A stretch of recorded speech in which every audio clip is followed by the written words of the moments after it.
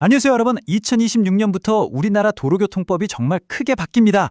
운전하시는 분들이라면 이건 선택이 아니라 필수적으로 알아두셔야 할 내용인데요. 오늘 제가 그 핵심 변경 사항들만 쏙쏙 뽑아서 알기 쉽게 설명해 드릴게요. 자, 화면에 보이는 이 숫자 40%, 이게 과연 뭘 의미하는 숫자일까요? 도로 안전하고 아주 깊은 관련이 있는 사실은 꽤나 충격적인 통계입니다. 네, 바로 음주운전으로 한번 걸렸던 사람이 5년 안에 또다시 음주운전으로 적발되는 비율입니다.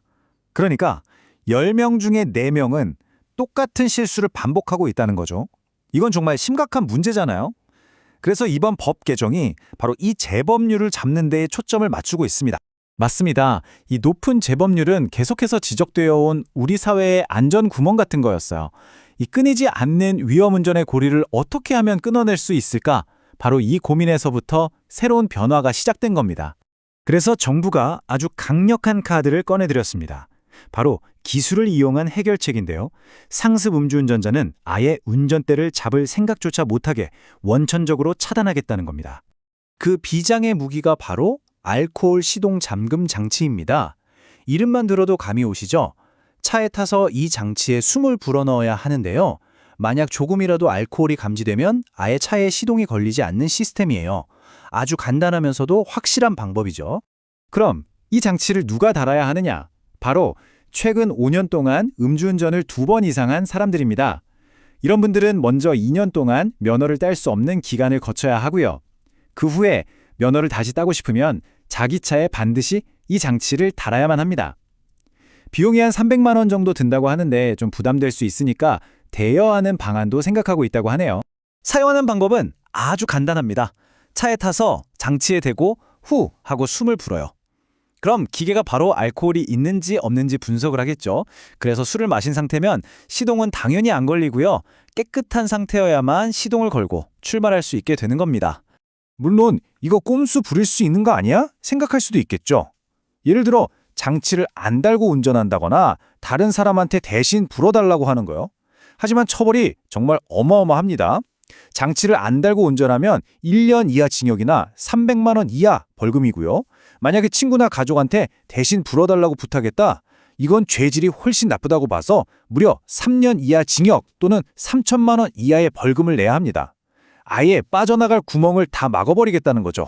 자, 음주운전만큼 아니 어쩌면 그보다 더 위험할 수 있는 게 바로 약물운전인데요.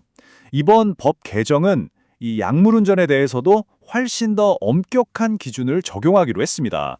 처벌 수위부터 한번 볼까요? 지금은 3년 이하 징역 또는 1천만 원 이하 벌금인데 앞으로는 5년 이하 징역 또는 2천만 원 이하 벌금으로 거의 2배 가까이 처벌이 무거워집니다. 그리고 아주 강력한 규정 2가지가 새로 생깁니다. 첫째, 경찰이 약물 검사를 요구했는데 거부하잖아요? 그럼 그 자체로 약물 측정 불응제라는 범죄가 됩니다. 처벌도 약물운전이랑 똑같아요. 그리고 둘째, 약물운전으로 일단 걸렸다 하면 어떤 경우에도 예외 없이 바로 면허가 취소됩니다. 한 번이라도 약물에 손대고 운전하면 도로에서 완전히 퇴출시키겠다는 강력한 의지죠. 지금까지는 주로 처벌을 강화하는 내용이었다면 이제는 좀 더 근본적으로 사고를 미리 막기 위한 대책들을 한번 살펴보겠습니다. 운전자의 자격 기준 자체를 끌어올리는 거죠. 특히 1종 보통 면허 따기가 좀 더 까다로워집니다. 원래는 2종 면허를 따고 7년 동안 사고만 안 내면 그냥 1종으로 바꿔줬거든요. 근데 이제는 7년 무사고는 기본이고 자동차 보험 기록 같은 걸로 내가 실제로 운전을 계속 해왔다는 걸 증명해야만 1종 면허를 받을 수 있게 됩니다.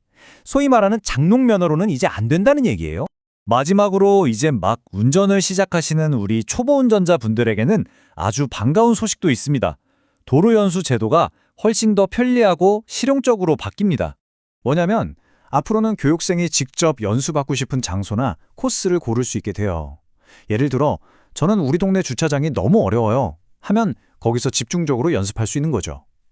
그리고 신청하고 돈 내는 것까지 모든 과정을 온라인으로 한 번에 처리할 수 있게 돼서 굳이 운전학원에 찾아가야 하는 불편함도 사라집니다. 자, 이렇게 여러 가지 변화들을 쭉 살펴봤는데요. 이 모든 변화들이 결국 가리키고 있는 공동의 목표는 과연 무엇일까요? 핵심은 이겁니다. 2026년에 시작될 새로운 교통법규는요, 첨단 기술을 적극적으로 활용하고 운전자에게는 더 무거운 책임을 묻는 방식으로 교통사고를 아예 원천적으로 막아보려는 우리 사회의 아주 중요한 약속이라고 할 수 있습니다. 오늘 우리가 살펴본 이 변화들이 과연 우리 도로를 얼마나 더 안전하게 만들 수 있을까요? 그리고 더 나아가서 이런 기술의 발전이 언젠가는 음주나 약물운전 같은 위험한 습관을 정말로 완전히 뿌리 뽑는 그런 궁극적인 해결책이 될 수 있을까요?